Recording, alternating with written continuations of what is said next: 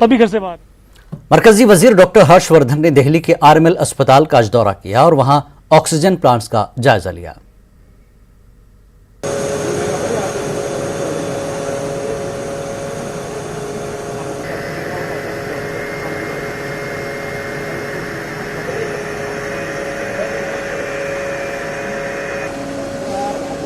आज जो 200 बेड्स हम स्टार्ट करने के लिए तैयारियां कराई हैं, ये सब ऑक्सीजन सपोर्टेड बेड्स हैं।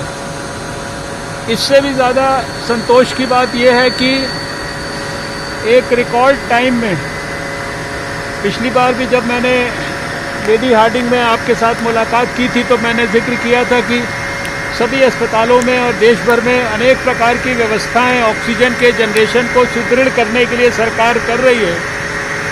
तो यहाँ डॉक्टर राम मनोहर लोहिया अस्पताल में रिकॉर्ड 6 दिन के समय के अंदर ये जो PSA प्लांट है, ये DRDO की मदद से लगाया गया है और इस अकेले प्लांट की सहायता से करीब 2.5 मेट्रिक टन के करीब जो है ऑक्सीजन का जनरेशन हो रहा है। इसकी जो जनरेशन के बाद जो पाइप है उसको लिक्विड ऑक्सीजन के हमारे पाइप के साथ जोड़ दिया गया है और अस्पताल की ऑक्सीजन रिक्वायरमेंट्स को पूरा करने के लिए उसका 1/4 जो कंपोनेंट है वो अस्पताल खुद स्वयं अब इस प्लांट की मदद से पूरा कर पाएगा।